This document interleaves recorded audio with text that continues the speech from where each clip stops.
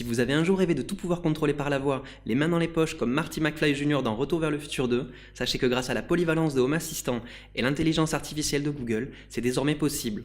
Dans cette vidéo, vous allez suivre la configuration des deux options disponibles pour intégrer Google Assistant avec votre système, avec une option dans le cloud, payante et ultra simple à intégrer, et une option gratuite qui vous demandera quelques minutes de paramétrage supplémentaires, avec la création d'une app sur la console de Google. Mais pour commencer, nous allons configurer vos deux premiers Media Players, avec l'intégration de la plateforme Google Cast. Allez, ça part de là.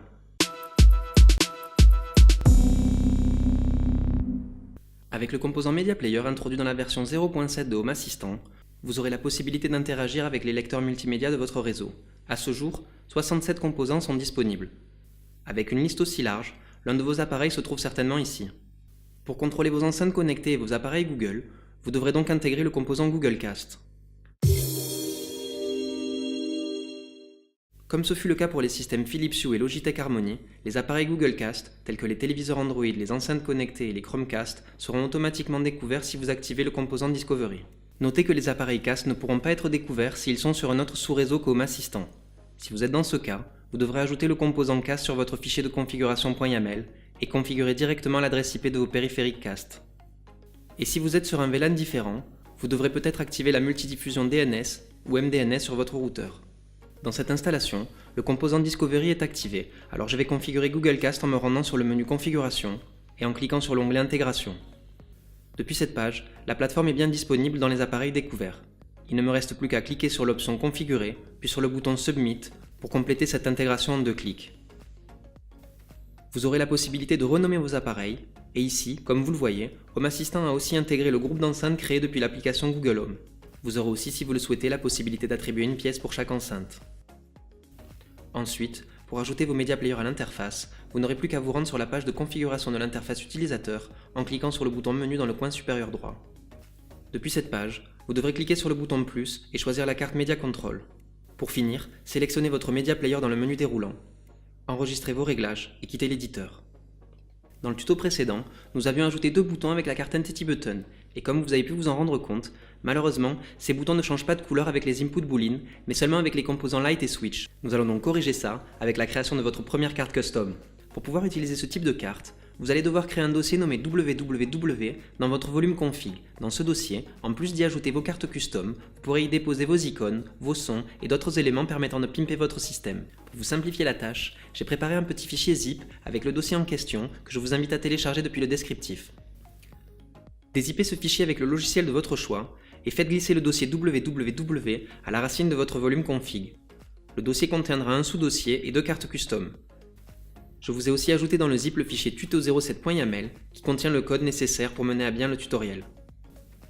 Redémarrez Home Assistant pour qu'il ajoute le nouveau dossier à votre configuration. Retournez sur la configuration de votre interface et cliquez sur le menu Options pour ouvrir l'éditeur de configuration. Sur cette page, vous allez devoir ajouter les ressources correspondantes à chacune de vos cartes custom. Ajoutez le code suivant que vous trouverez dans le descriptif ou le fichier tuto07.yaml. Vous allez maintenant ajouter votre carte custom en cliquant sur le bouton plus. Choisissez Manual Card et copiez le code correspondant. Ce code associe encore une carte horizontale stack et 2 custom button cards. Vous pourrez changer le nom des entités pour qu'ils correspondent à vos appareils, changer la valeur des couleurs et aussi les icônes. Testez le bon fonctionnement de vos boutons depuis l'aperçu en direct et enregistrez la carte quand vous aurez terminé. Maintenant, nous allons associer la carte custom contenue dans le dossier www nommé Mini Media Player avec la carte Conditional. Cela permettra à votre interface de n'afficher la carte que si elle est en cours de diffusion. Si vous avez regardé ma vidéo précédente, veuillez m'excuser, j'ai commis une erreur en parlant de la carte Entity Filter, c'est en réalité de la carte Conditional dont je voulais parler, et encore une fois, je suis sincèrement désolé pour ce quiproquo. Cliquez à nouveau sur le bouton plus dans le coin inférieur droit et choisissez la carte Conditional, puis ajoutez ce code. En gros, pour que cette carte soit visible, l'état du Media Player ne devra pas être sur Off ni sur Unavailable. Prenez le temps de changer le nom de l'entité pour qu'il corresponde à votre Media Player, puis enregistrez votre carte et cliquez sur la croix pour quitter les réglages. Testons maintenant nos 2 cartes Media Player. Je make some noise dans le salon. D'accord, c'est parti pour Make Some Noise de Beastie Boys sur Play Music.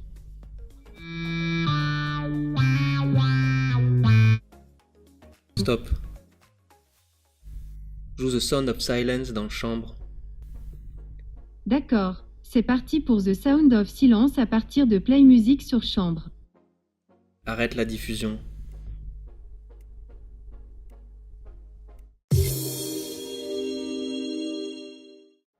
Depuis le 21 octobre 2017 et la version 0.56 de Home Assistant, nous avons la possibilité d'intégrer Google Assistant et de contrôler toutes nos entités sous forme de commandes vocales. Depuis l'introduction du cloud de Home Assistant dans la version 0.60, cette intégration, vous le verrez, a été grandement simplifiée. Si vous tenez compte de tous les appareils déjà compatibles avec l'assistant de Google et du fait que Home Assistant est de son côté aussi compatible avec plus de 1300 composants, et si vous ajoutez à tout cela vos scripts, automatisation, input boolean, scène, etc., vous serez maintenant en mesure de commander beaucoup plus de choses avec votre voix. Le composant Home Assistant nécessitera un peu plus de configuration que la plupart des autres, car vous devrez créer et configurer une application Google Assistant. N'ayez pas peur, vous allez voir, c'est plutôt simple.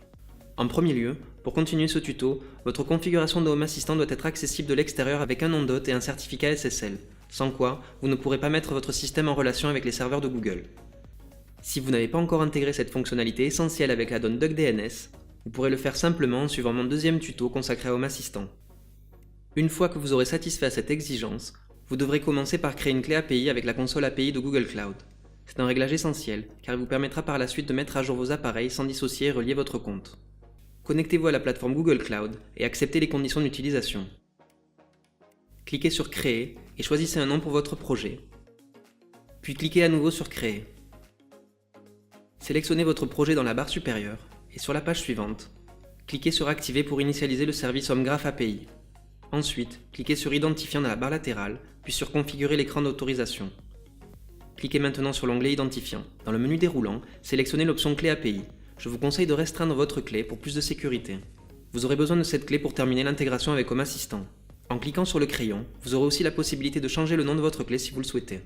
Si vous ne fournissez pas cette clé, le service Google Assistant Request Sync ne sera pas exposé et vous ne pourrez pas utiliser la commande suivante. Synchronise mes appareils. Notez que vous devrez appeler ce service à chaque fois que vous ajouterez un appareil pour le contrôler avec Google Assistant. Rendez-vous maintenant sur la console Actions on Google pour créer un nouveau projet Action en cliquant sur le bouton plus. Si c'est votre premier projet, vous devrez renseigner les informations suivantes avant de continuer.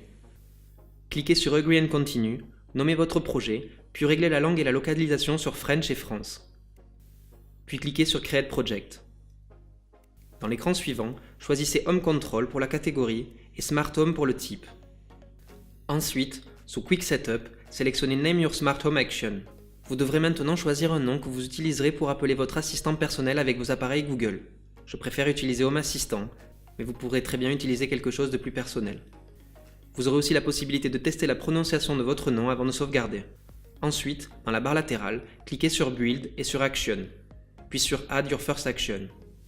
Ajoutez l'URL DuckDNS de votre Home Assistant et à la suite du port, ajoutez /API/Google-Assistant.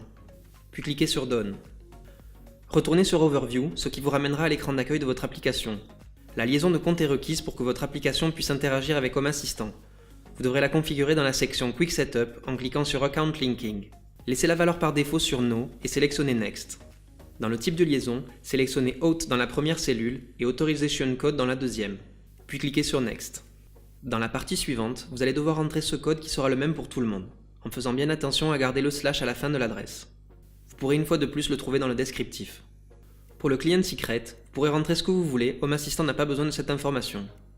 Pour l'Authorization URL, vous devrez ajouter l'adresse DuckDNS de votre Home Assistant et à la suite du port, ajouter /host/authorize. Pour le token URL, vous devrez ajouter l'adresse DuckDNS de votre Home Assistant et à la suite du port, ajouter /host/token. Puis cliquez sur Next. Vous allez maintenant configurer votre client, tapez Email, puis cliquez sur Add Scope, puis tapez Name et cliquez à nouveau sur Add Scope. Ne cochez surtout pas la case avant de cliquer sur Next. Pour les instructions, entrez n'importe quoi, cela n'a aucune importance puisque vous n'allez pas publier cette application. Cliquez sur Save pour valider vos réglages.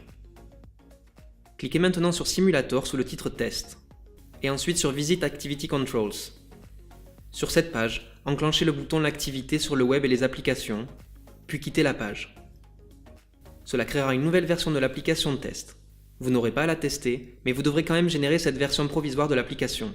Voilà, nous en avons fini avec la configuration des réglages dépendants de Google. Il est maintenant temps d'ajouter le composant Google Assistant à Home Assistant.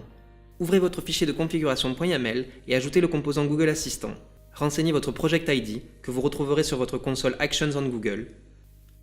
Renseignez aussi votre API Key que vous retrouverez cette fois sur votre Home Graph API. Vous pourrez ajouter plusieurs types de domaines. La liste complète peut être trouvée sur la fiche du composant. Si vous avez déjà l'habitude de contrôler vos lampes connectées, il sera préférable de ne pas ajouter le domaine light. Google Assistant n'aime pas les noms en double. Je vous conseille de commencer avec peu de domaines et d'en rajouter au fur et à mesure pour faire cette configuration en douceur. Avec l'option Entity Config, vous aurez également la possibilité de sélectionner directement les entités pouvant apparaître sur l'application Google Home. Redémarrez Home Assistant quand vous aurez fini vos réglages. Nous allons continuer le reste de la configuration depuis l'application Google Home sur votre smartphone ou votre tablette. Ouvrez l'application Google Home et cliquez sur le bouton plus dans la rangée de boutons au-dessus. Puis cliquez sur Configurer un appareil, puis sur l'option Fonctionne avec Google. Votre application de test devrait être répertoriée sous Ajouter un service. Sélectionnez maintenant votre application test. Cette sélection vous mènera à un navigateur qui vous connectera avec votre instance de Home Assistant pour valider la connexion entre les deux écosystèmes. Quand ce sera fait, retournez sur l'écran d'accueil de votre application où vous pourrez définir des surnoms et des salles pour vos appareils. Les surnoms sont à mon sens vraiment utiles. Par exemple, j'ai surnommé Ordi le switch Wake On LAN de mon ordinateur nommé PC sur Home Assistant. Avec Google Assistant, j'ai donc la possibilité d'appeler mon ordinateur avec les deux noms, et demander par exemple à Google d'allumer le PC ou d'éteindre l'ordi. Vos scripts, scènes et automatisations pourront aussi être ajoutés et seront de base contrôlables en prononçant la commande vocale obligatoire suivante, je m'excuse d'avance pour les faux positifs, OK Google Active, suivi du nom de votre script, scène, etc. Vous pourrez aussi, si vous le préférez, personnaliser une commande vocale en créant une routine. Pour ce faire, cliquez sur le bouton Routine en haut à gauche, puis sur Gérer les routines. Depuis cette page, cliquez sur le bouton plus en bas à droite pour créer votre routine. Ajoutez tout d'abord la commande souhaitée, dans cet exemple HDMI 4, puis cliquez sur OK, puis sur Retour. Cliquez maintenant sur Ajouter une action, puis sur Sélectionner des actions populaires, et cliquez sur l'écrou à droite du titre Ajouter les scènes. Sélectionnez le script HDMI 4 et cliquez sur la flèche pour revenir en arrière. Cochez la case pour activer le script et descendez en bas de la page pour ajouter une réponse personnalisée. Dans cet exemple, le numéro correspondant à la source HDMI. Cliquez sur Ajouter et sur l'icône de validation pour finaliser la création de votre routine. Et cliquez sur Retour pour revenir à l'accueil. Je vous ferai une petite démo de quelques commandes vocales disponibles juste après la configuration de l'option payante. Nous allons maintenant configurer la méthode utilisant le service Home Assistant Cloud. Beaucoup plus simple à mettre en place, elle vous coûtera 5 $ par mois et sera également compatible avec Amazon Alexa. Pour utiliser cette intégration, vous devrez d'abord ajouter le composant Cloud dans votre fichier de configuration.yaml si ce n'est pas déjà fait. Cette option est donc payante, mais vous aurez tout de même le droit à un mois gratuit pour tester le service. Grosso modo, c'est ce service qui finance le projet Home Assistant et rémunère ses développeurs officiels. Vu que j'aime bien bidouiller, je n'utilise pas le service cloud, mais si les réglages de la version gratuite vous rebutent ou que vous voulez simplement soutenir le projet, alors vous pourrez considérer cette option. Pour activer le service, vous devrez vous rendre sur le menu Configuration de Home Assistant et cliquer sur Cloud Home Assistant. Pour cet exemple, je vais démarrer mon mois d'essai gratuit en créant un compte depuis cette page. Validez le mail que vous venez de recevoir, puis connectez-vous avec vos identifiants. Ça y est, le système est déjà connecté au cloud. Depuis cette page, vous pourrez synchroniser vos nouveaux appareils ou vos modifications avec le nuage. Une fois inscrit sur le service, vous pourrez ouvrir votre application Google Home et lier le compte sans avoir à ajouter une seule ligne de code sur votre fichier de configuration.yaml. Depuis le menu principal de votre application Google Home, cliquez sur le bouton plus en haut et choisissez l'option Configurer un appareil, puis sélectionnez la deuxième option Fonctionne avec Google. Cliquez maintenant sur la loupe et écrivez AS, puis sélectionnez le service AS.io. Vous serez redirigé vers le serveur de Nabukasa qui authentifiera la connexion avec votre système. Revenez maintenant à l'écran d'accueil pour y découvrir, comme vous pouvez le voir, un joyeux bordel, car toutes vos entités auront été ajoutées. Je vous recommande pour pallier à ça, de faire comme avec la version gratuite et d'utiliser le fichier de configuration.yaml. Vous pourrez ainsi ajouter vos domaines au fur et à mesure pour faire cette intégration en douceur. Comme promis, nous allons terminer ce tuto sur quelques commandes vocales, avec l'allumage et l'extinction des deux inputs boolean et l'activation des scripts pour changer les sources HDMI de la télévision. Libre à vous de créer vos propres commandes vocales en suivant les exemples du tuto 6.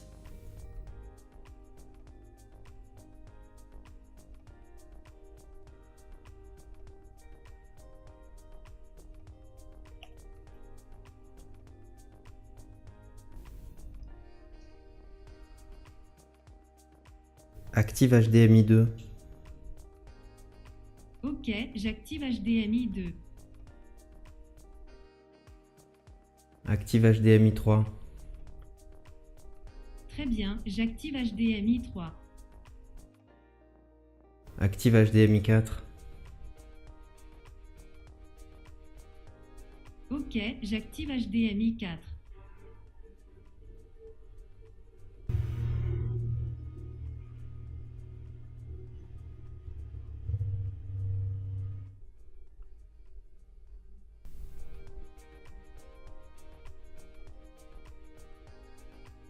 Dans le prochain tutoriel, nous intégrerons la station météo Netatmo et les composants Dialogflow et IntentScript qui vous permettront de configurer des conversations prédéfinies avec Google Assistant ou Alexa. Merci de liker cette vidéo si vous avez aimé son contenu et si vous avez des remarques ou des critiques, lâchez-vous dans les commentaires. Et si vous souhaitez me donner un petit coup de pouce, abonnez-vous à la chaîne et en cliquant sur la cloche, vous serez prévenu dès qu'une nouvelle vidéo sera mise en ligne. A bientôt!